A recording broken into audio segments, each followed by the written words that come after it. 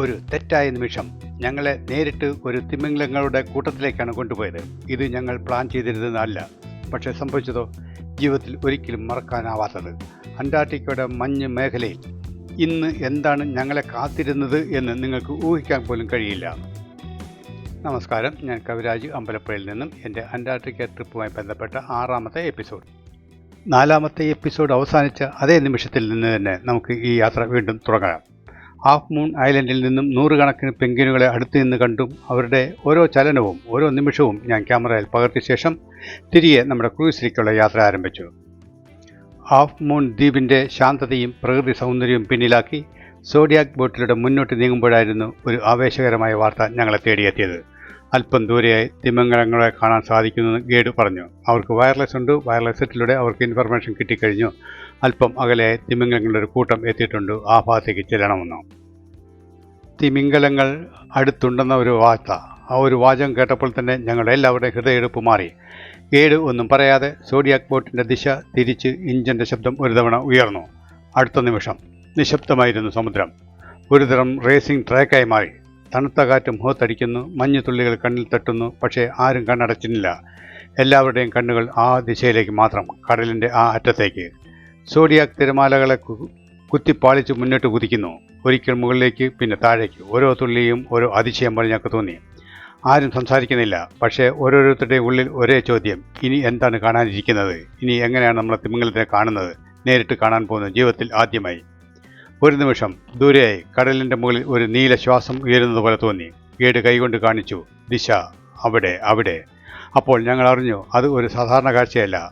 ഇത് ജീവിതത്തിൽ ഒരിക്കൽ മാത്രം ലഭിക്കുന്ന ഒരു എൻകൗണ്ടർ ആയിരുന്നു അത്. ഇപ്പോൾ കടലിൻ്റെ നടുവിൽ ഒരു ബോട്ട് ഓട്ടമത്സരം നടത്തുന്ന പോലെ ഒന്നിനു പിന്നാലെ ഒന്നായി സോഡിയാക് ബോട്ടുകൾ എല്ലാം ഒരേ ദിശയിലേക്ക് പാഞ്ഞെടുക്കുന്നു. തണുത്ത കാറ്റ് മുഖത്ത് അടിച്ചു കയറുന്നു. തിരമാലകൾ ഉയർന്നു ചിതറുന്നു. ഓരോ തുള്ളിയും ശരീരത്തെ തളർത്താൻ ശ്രമിക്കുന്നുവെങ്കിലും ആരും പിന്നോട്ട് ചിന്തിക്കുന്നേയില്ല. കാരണം എല്ലാവരുടെയും മനസ്സിൽ ഇപ്പോൾ ഒരു ദൃശ്യം മാത്രം: ആ മഹത്തായ തിമിംഗലം. ആകാംക്ഷയും ആവേശവും ചേർന്ന ഒരു നിമിഷം. ഓരോ ഹൃദയമിടിപ്പും വേഗം കൂട്ടുന്നു. അതാ അടുത്ത നിമിഷം കൺമുന്നിൽ 2 വമ്പൻ തിമിംഗലങ്ങൾ. കടലിൻ്റെ നീലത്തിരകളെ ചേർത്തുകൊണ്ട് അവയുടെ ഭീമാകരമായ ശരീരം പതുക്കെ മുകളിലേക്ക് വരുന്നു. ഒരു ശക്തമായ ശ്വാസം. വെള്ളം ആകാശത്തേക്ക് പറന്ന പോലെ. ആ നിമിഷം സമയം തന്നെ നിശ്ചലമാകുന്ന പോലെ തോന്നി. ആരും ഒന്നും പറയുന്നില്ല. കണ്ണുകളെല്ലാം ആ സ്പോട്ടിലേക്ക്. ഇത്രയും അടുത്ത്, ഇത്രയും വലുപ്പത്തിൽ. ഇത് സ്വപ്നമോ യാഥാർത്ഥ്യമോ എന്ന് പോലും തിരിച്ചറിയാനാവാത്ത നിമിഷം. ആ കടൽ, ആ തണുപ്പ്, ആ നിശബ്ദത എല്ലാം മറന്ന് ഞങ്ങൾ നിൽക്കുന്നതാണ്. പ്രകൃതിയുടെ ഏറ്റവും മഹത്തായ സൃഷ്ടിയുടെ മുന്നിൽ തന്നെയാണ് ഞങ്ങളിപ്പോൾ നിൽക്കുന്നത്. ദൂരെ ദൂരെ കയാക്ക് ചെയ്തിരുന്ന കൂട്ടവും ഈ വിവരം അറിഞ്ഞ് ഇവിടെ ചുറ്റും വന്നിട്ടുണ്ട്. ഞങ്ങളെല്ലാവരും ഇത് അത്ഭുതത്തോടെ കണ്ടുകൊണ്ടേന്ന്. നോക്കൂ, ഒരു തിമിംഗലം എൻ്റെ ബോട്ടിൻ്റെ തൊട്ടരികിൽ. അതെ, വിശ്വസിക്കാനാവാത്ത ഒരു കാഴ്ച. എൻ്റെ സോഡിയാക് ബോട്ടിൻ്റെ തൊട്ടരികിൽ തന്നെ ഒരു വൻപൻ തിമിംഗലം. കൈ നീട്ടിയാൽ തൊടാമെന്ന തോന്നൽ. അത്രയും അടുത്ത്, അത്രയും വലുത്. അനുവദിച്ച സമയം കഴിഞ്ഞ് ഉച്ചഭക്ഷണത്തിലുള്ള സമയമായതിനാൽ ഞങ്ങൾ ഞങ്ങളുടെ മദർ ബോട്ടിലേക്ക് കയറി. റെസ്റ്റോറൻറ്റിലെ ഒരു വേറിട്ട ലോകമാണ് ഞങ്ങളെ കാത്തിരുന്നത്. വിവിധ രാജ്യങ്ങളിൽ നിന്നുള്ള വിഭവങ്ങൾ. ഓരോ ടേബിളിലും നിറഞ്ഞു നിൽക്കുന്ന രുചികളുടെ ഒരു ആഘോഷം തന്നെ. തണുത്ത അന്റാർട്ടിക്ക കാറ്റിന് ശേഷം ചൂടോടെ കിട്ടുന്ന ഈ ഭക്ഷണം ശരീരത്തെയും മനസ്സിനെയും ഒരുപോലെ നിറയ്ക്കുന്നു. ഉച്ചഭക്ഷണത്തിന് ശേഷം ഞാൻ കപ്പലിൻ്റെ ഏറ്റവും മുകളിലത്തെ ഡെക്കിൽ മുൻവശത്ത് എത്തിച്ചേർന്നു. ചുറ്റും പരന്നു കിടക്കുന്ന മഞ്ഞ് പ്രപഞ്ചം എൻ്റെ ക്യാമറയിൽ പകർത്താതിരിക്കാൻ സാധിക്കുന്നില്ല. ഒരു ചെറിയ കുസൃതിക്ക് തണുപ്പിനെ ചെറുക്കാനുള്ള കോട്ട് പോലും ഞാൻ ധരിച്ചില്ലായിരുന്നു. കാരണം അന്റാർട്ടിക്കയെ ഞാൻ അത്രയ്ക്ക് സ്നേഹിക്കുന്നു. അത്രയ്ക്ക് എനിക്ക് ആസ്വദിക്കാനുള്ള ആഗ്രഹമുണ്ടായിരുന്നു. ഉച്ച കഴിഞ്ഞുള്ള ഞങ്ങളുടെ യാത്ര ഇനി മറ്റൊരു അത്ഭുത സ്ഥലത്തേക്കായിരുന്നു. മിക്കിൾസൺ ഹാർബർ. അന്റാർട്ടിക്കയുടെ നിശബ്ദതയിൽ ഒളിഞ്ഞിരിക്കുന്ന ഒരു ചെറിയ സ്വർഗം പോലെ. മഞ്ഞു പാറകളും ചേർന്ന് രൂപപ്പെട്ട ഒരു പ്രകൃതി കലാസൃഷ്ടി. അവിടെ എത്തിച്ചേരണമെങ്കിൽ ഏകദേശം 15 മിനിറ്റോളം നല്ല സ്പീഡിൽ സോഡിയാക് ക്രൂസിൽ ഇരുന്നെങ്കിലേ പറ്റുകയുള്ളൂ. ഞങ്ങൾ ആ യാത്രയിലാണിപ്പോൾ.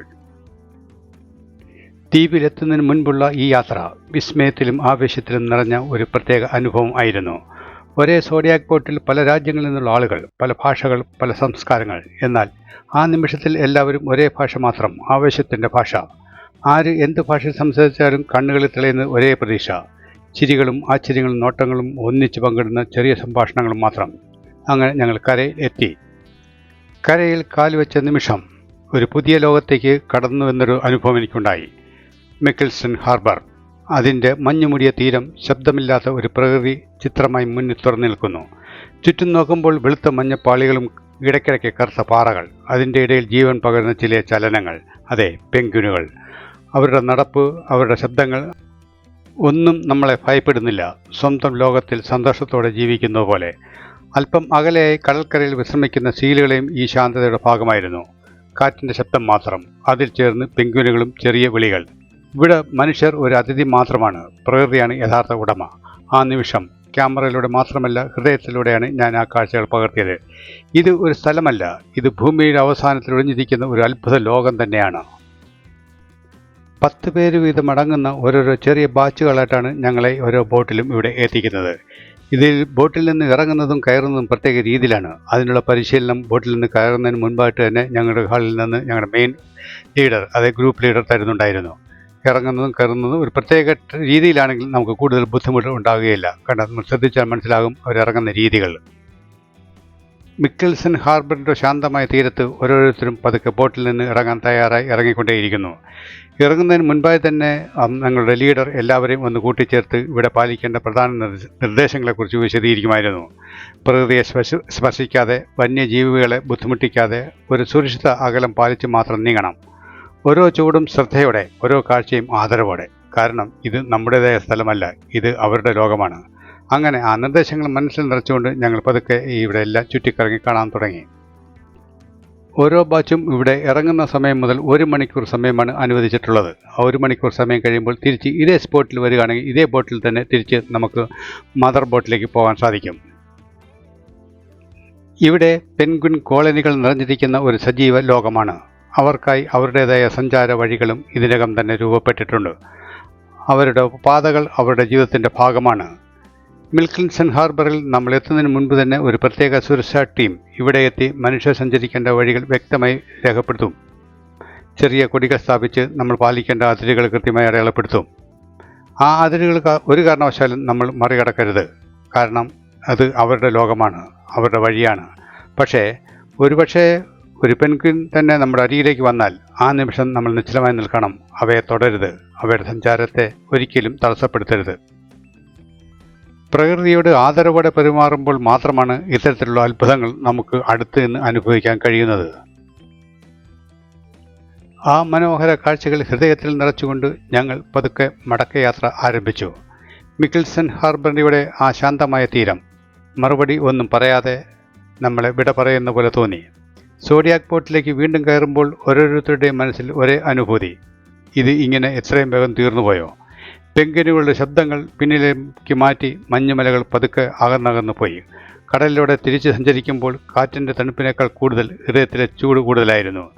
ഇത് ഒരു യാത്രയുടെ അവസാനമല്ല, ഇത് ഒരു അനുഭവത്തിൻ്റെ തുടക്കം മാത്രമാണ്. ജീവിതകാലം മുഴുവൻ ഓർമ്മയിൽ നിറഞ്ഞു നിൽക്കുന്ന ഒരു അധ്യായം.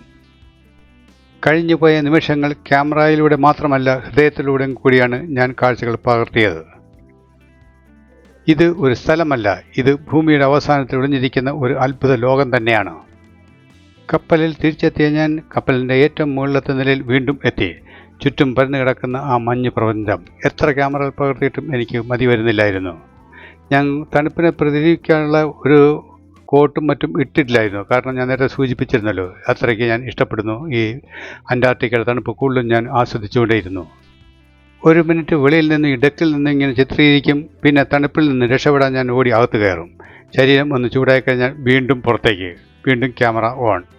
ഇങ്ങനെ ഞാൻ പല കുറി ചെയ്തു. കാരണം എനിക്ക് അത്രയ്ക്ക് ഇഷ്ടമായിരുന്നു ഇതൊക്കെ, ഈ പ്രപഞ്ചവും ഈ കാഴ്ചകളും മറ്റും. ചുറ്റും നോക്കുമ്പോൾ മഞ്ഞ് മൂടിയ മലകൾ മാത്രം, നീലാകാശം, ശാന്തമായ സമുദ്രം. ഇതൊരു കാഴ്ചയല്ല, ഇത് ഭൂമിയിലെ ഏറ്റവും മനോഹരമായ സ്വപ്നത്തിൻ്റെ നടുവിൽ നിൽക്കുന്ന പോലെയായിരുന്നു എനിക്ക് അനുഭവങ്ങൾ മുഴുവൻ. ഇത് അന്റാർട്ടിക്ക, ലോകത്തിൻ്റെ അവസാന അതിരുകൾ പോലെ തോന്നുന്ന ഒരു മഹത്തായ ഭൂഖണ്ഡം. ഇവിടെ മഞ്ഞ് മാത്രമല്ല, ഒരു നിശബ്ദതയുമുണ്ട്. അതിനെ വാക്കുകൾ കൊണ്ട് വിവരിക്കാൻ കഴിയില്ല. ചുറ്റും നോക്കുമ്പോൾ ആകാശത്തെയും സമുദ്രത്തെയും തമ്മിൽ വേർതിരിക്കാൻ പോലും കഴിയാത്ത ഒരു കാഴ്ച. വെളുത്ത മഞ്ഞും ആഴമുള്ള കടലും, പ്രകൃതിയുടെ ഏറ്റവും മനോഹരമായ കോൺട്രാസ്റ്റ്. ഇവിടെ മനുഷ്യൻ സ്ഥിരമായി താമസിക്കുന്നില്ല, പക്ഷേ ഈ ഭൂമി ഒരിക്കലും ശൂന്യമല്ല. പെൻഗ്വിനുകൾ, സീലുകൾ, വൻ തിമിംഗലങ്ങൾ, ഇവരാണ് ഈ ഭൂഖണ്ഡത്തിൻ്റെ യഥാർത്ഥ വാസികൾ. ഇവിടെ ഓരോ ദിവസവും പ്രകൃതിയുടെ സ്വന്തം നിയമങ്ങൾ പ്രകാരം ജീവിക്കുന്നു. മഞ്ഞുരുകും, വീണ്ടും രൂപപ്പെടും. കാറ്റ് കുത്തിനൊഴി ഒഴുകും കടക്കും, പക്ഷേ ഈ ലോകം നിലനിൽക്കും. അത്ഭുതങ്ങളുടെ കൂമ്പാരങ്ങൾ നിറഞ്ഞ തുടർഭാഗങ്ങൾ അടുത്ത എപ്പിസോഡുകളിൽ.